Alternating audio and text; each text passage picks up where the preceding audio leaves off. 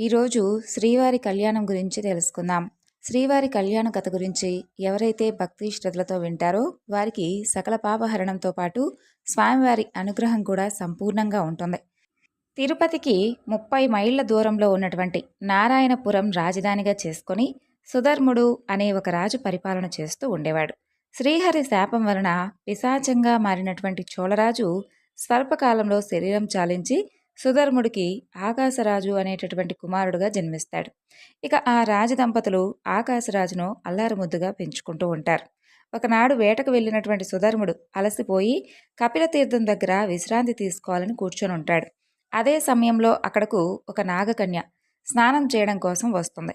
ఆమెను చూసినటువంటి ఆ రాజు ఆమెను ఇష్టపడతాడు. వెంటనే గాంధర్వ వివాహం చేసుకుంటారు. అలా వారిరువురికి జన్మించిన వాడు తొండమానుడు. సుధర్ముడు ఆకాశరాజుకు రాజ్యాన్ని తొండమానుణ్ణి అప్పగించి కన్నుమూస్తాడు. ఇక ఆకాశరాజు ధర్మం తప్పకుండా చక్కగా పరిపాలన చేసుకుంటూ ప్రజలందరి మన్ననలను పొందుతూ ఉంటాడు. ఆకాశరాజు భార్య ధరణీదేవి ప్రజలను కన్నబిడ్డలుగా భావిస్తూ ఉండేది. కానీ ఆయనకు సంతానం లేదు. ఆ చింత వారిని ఎప్పుడూ కూడా బాధ పెడుతూ ఉండేది. ఒకనాడు వారు తమ కులగురు అయినటువంటి సుఖమహర్షిని ఆహ్వానిస్తారు. ఆయనకు పాద పూజ చేస్తారు. తరువాత వారి వేదనంతా కూడా తొలగించమంటూ ప్రార్థిస్తారు. రాజా, పుత్రకామేష్టి యాగం చేస్తే తప్పకుండా సంతానం కలుగుతుందని చెబుతారు కదా, మరి పుత్రకామేష్టి యాగం చేయమంటారని అడుగుతారు. అందుకు గురువైనటువంటి సుఖమహర్షి కూడా ఆమోదం తెలపడంతో మంచి ముహూర్తం ఖరారవుతుంది. బ్రాహ్మణులను రావించి కావలసినటువంటి ఏర్పాట్లు చేస్తారు. యాగశాల కోసం భూమిని బంగారు నాగలితో దున్నుతూ ఉండగా నాగలికి ఏదో తగిలినట్లుగా అనిపిస్తుంది వారికి.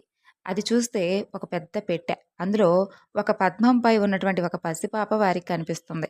ఆ వెంటనే ఆకాశంలో మెరుపు, అందులో నుండి ఆకాశవాణి ఇలా వినిపిస్తుంది. రాజా, నీ పూర్వజన్మ సుకృతం వలన ఈమె నీకు లభ్యమైంది. ఈమె వలన నీ వంశం తరించబోతుంది. ఈ మాట తథ్యం అని ఆకాశవాణి ద్వారా వారందరూ కూడా వింటారు. ఇక అక్కడ ఉన్న వారందరూ కూడా ఆ మాటలు విని ఎంతో సంతోషం వ్యక్తం చేస్తారు. ఆ తర్వాత ఆ యాగాన్ని రాజదంపతులు ఎంతో భక్తి శ్రద్ధలతో పూర్తి చేసి ఆ తరువాత సుఖమహర్షితో తిరిగి రాజమందిరానికి వెళ్ళిపోతారు. మహర్షి, ఈ బిడ్డకు మీరు నామకరణం చేయండి అని చెప్పి కోరుకుంటారు ఆ దంపతులు. రాజా, పద్మంలో మనకు కనిపించింది కాబట్టి పద్మావతి అని పేరు పెట్టండి అని చెబుతాడు సుఖమహర్షి. అలా వారు పద్మావతి అని పేరు పెడతారు. ఆ పాపను అల్లారు ముద్దుగా పెంచుకుంటూ ఉంటారు. కొద్ది కాలంలోనే వారికి వసుధాముడు అనేటటువంటి మరో కుమారుడు జన్మిస్తాడు. అలా ఇరువురు పిల్లలను అల్లారు ముద్దుగా చూసుకుంటూ ఉంటారు. ఇప్పుడు పద్మావతీదేవి యొక్క పూర్వజన్మ వృత్తాంతం గురించి తెలుసుకుందాం. పద్మాక్ష మహారాజుకు చాలా కాలం తరువాత వరలక్ష్మీదేవి యొక్క అనుగ్రహంతో మాసులుంగి అనేటటువంటి ఒక కుమార్తె జన్మిస్తుంది. ఆమె సకల విద్యా పారంగతురాలు.